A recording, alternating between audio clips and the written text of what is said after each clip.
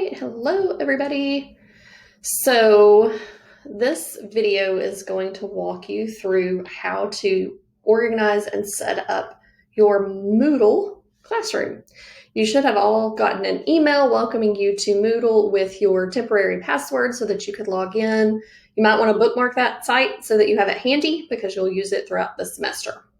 So I've already set up my login and approved all of yes, I read the instructions and turned on the acceptance of cookies.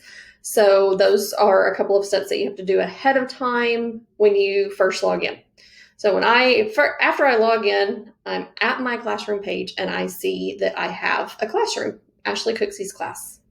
Yours will be your name and class.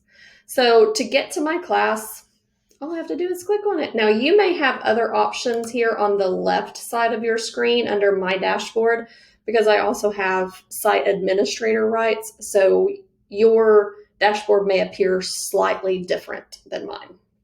Just keep that in mind. So I have my classes. I can access either one of these because that's the only ones I have access to. So when I click on my classroom, well, there we go, finally. Took me a hot second. I can see that it's set up into 5 weeks. So Moodle defaults either into set up into topics or weeks, modules. So I just went ahead and chose weeks because it was a little easier and we can edit them. That's the great thing about having that edit button. So on my screen, you'll notice that on the right-hand side of the screen, editing is turned off. I need to turn it on or I can't do anything in my section. So first thing I'm going to do is turn on editing.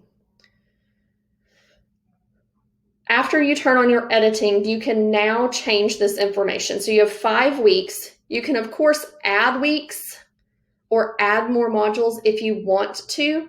The things that you need are course information, so where you will upload your syllabus, your course calendar, and instructor about me. And you can separate that if you want to. You'll have 3 modules, module 1, 2, and 3, or lesson 1, 2, and 3, however you're dividing those up.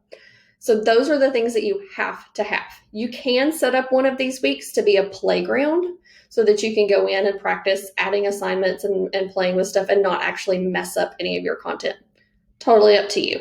So what I'm going to do first is change my module weeks to be what I want them set up to be.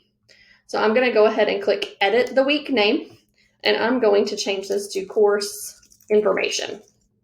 I could spell it correctly. That would be very helpful. Course information. So now instead of it being a week, it's my course information. This next one, instead of it being that week, I'm going to set up with module 1, lesson 1, week 1, however you're titling those sections. Again, I'm going to do that here, module 2. And all I'm doing is typing in what I want it to say and pressing enter, so it changes that name.